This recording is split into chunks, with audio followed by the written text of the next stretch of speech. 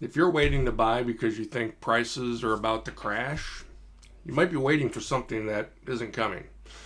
There's a big difference between a slowdown and a collapse. And in St. Charles County, the data just doesn't support the collapse narrative.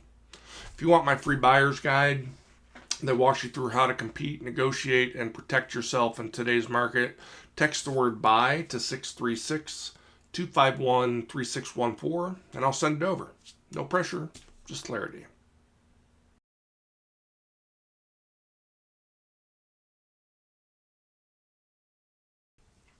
I hear this every week. We're just going to wait.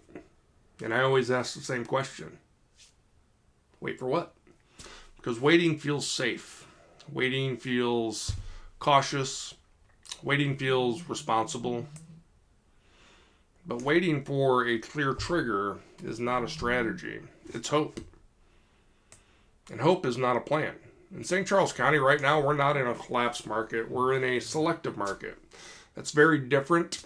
Selective means buyers have leverage again. Homes have to be priced correctly. Conditions matter.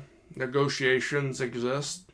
Collapse means prices are dropping hard. Inventory is exploding. Sellers are desperate.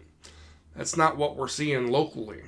So if you're waiting for a 2008 style crash, you're probably waiting for something that doesn't match current fundamentals.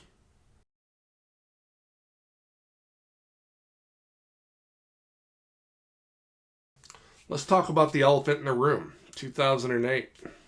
People still anchor to that trauma, but 2008 was driven by loose lending, subprime loans, overbuilding, artificial demand.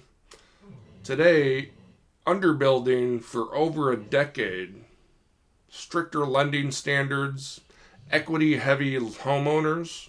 Most sellers are locked into low interest rates.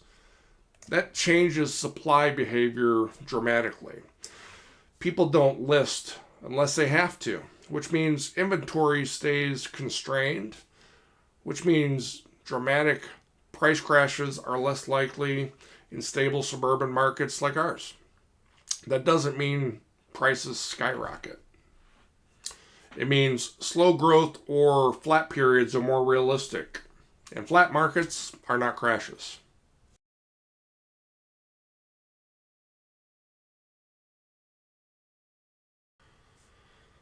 Rates are higher than they were in 2021.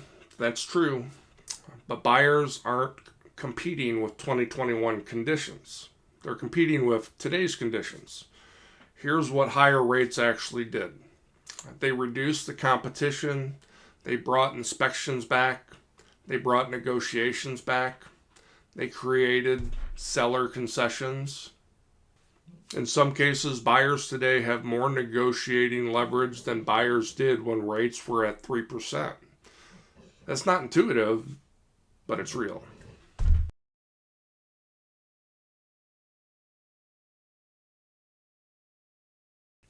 Here's the real risk of waiting. If rates drop significantly, what happens? Demand surges, competition increases, multiple offers return, sellers regain leverage. So if your strategy is to I'll wait for rates to drop, you may be waiting for the exact moment your negotiation power shrinks. That doesn't mean buy recklessly. It means understand the trade-off. High rates equals more leverage. Lower rates equals more competition. Pick your environment.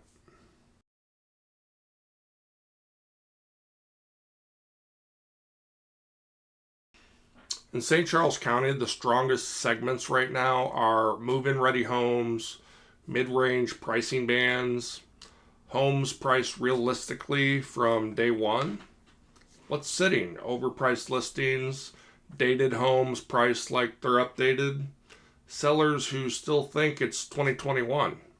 That's not collapse, that's correction. And corrections create opportunities for buyers who are strategic.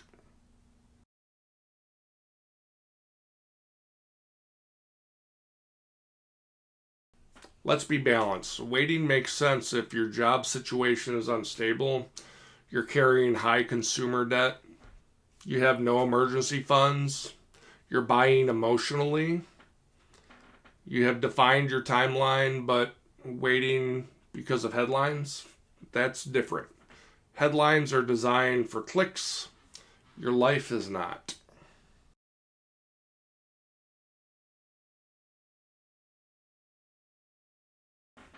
If you're a veteran or first responder, stability matters more than hype. You've lived unpredictability. You don't need financial chaos layered on top. So the real question isn't, will prices crash? It's, does buying now improve my family's stability? Does it reduce rent increases? Does it give you control? Does it create long-term predictability? Those are different metrics that CNBC uses.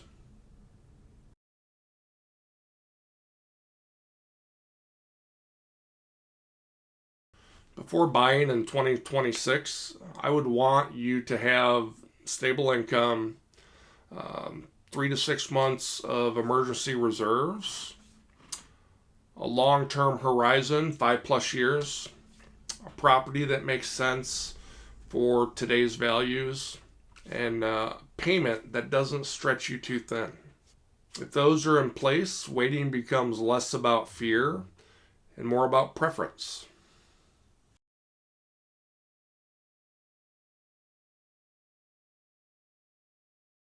Here's something that people forget. You marry the house, you date the rate. If rates drop meaningfully, refinancing exists. But you cannot refinance a price you overpaid during a frenzy. Today's leverage can protect you from that. Buying in 2026 isn't about predicting the bottom, it's about understanding your position. If your income is stable, if your timeline is long, if the payments make sense, if the property checks long-term boxes, waiting may not be safer, may just be delayed action. If you want my free buyer's guide, text the word buy to 636-251-3614 and I'll send it directly to you. If you'd rather talk through your situation personally, call or text me at 636-251-9025. It's my personal cell phone number. No pressure, just strategy.